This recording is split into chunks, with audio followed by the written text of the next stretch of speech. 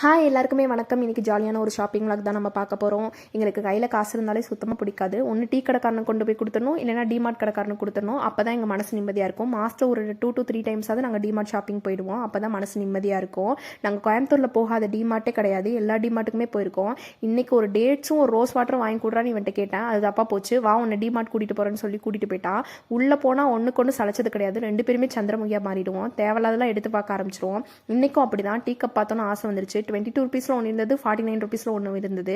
இதில் எது எடுக்கலான்னு பெரிய கன்ஃபியூஷன் ஆகிட்டேன். அப்புறம் பெரிய போராட்டத்துக்கு அப்புறமா 49 ருபீஸ் கப்பே நான் எடுத்துட்டேன். அங்கே ஒரு காத்தாடி ஒன்று இருந்தது, அமுக்கும் போது சுற்றுச்சு, ஜாலியாக இருந்தது. நான் ஷாப்பிங் முடிக்கிற வரைக்கும் அதை தான் வச்சு விளையாடிட்டே இருந்தேன். எல்லாத்தையும் போய் எடுத்து பார்த்துட்டு இருந்தேன். ட்ரெஸ்ஸு, அதுக்கப்புறம் அந்த குச்சி பாக்ஸு, பேகு, எல்லா செக்ஷனுக்கு போய் நல்லா சுற்றி பார்த்துட்டு தேவையில்ல பொருளாக உள்ளே வச்சுட்டு தேவையில்லாத பொருளாக எடுத்து காட்டில் போட்டுட்டு பில் பே பண்ணிட்டு வந்தாச்சு. வெளியில் வந்து தான் நாங்கள் வாங்க போன பொருளே எங்களுக்கு ஞாபகம் வந்துச்சு. ஒரு வளையல் கடைக்கு போய் அங்கே போய் ரோஸ் வாட்ரு, கிளிப்பு, அது நெயில் பாலிஷ் எல்லாமே வாங்கிட்டு ஒரு கரும்பு ஜூஸ் குடிச்சிட்டு ரூமுக்கு வந்தாச்சு. ஆனால் ரூமுக்கு ரிட்டன் வர வரைக்குமே நாங்கள் அந்த டேட்ஸை வாங்கலை. இன்றைக்கி டே இப்படி தான் போச்சு. இன்னொரு வீடியோவில் பார்க்கலாம். பாய்.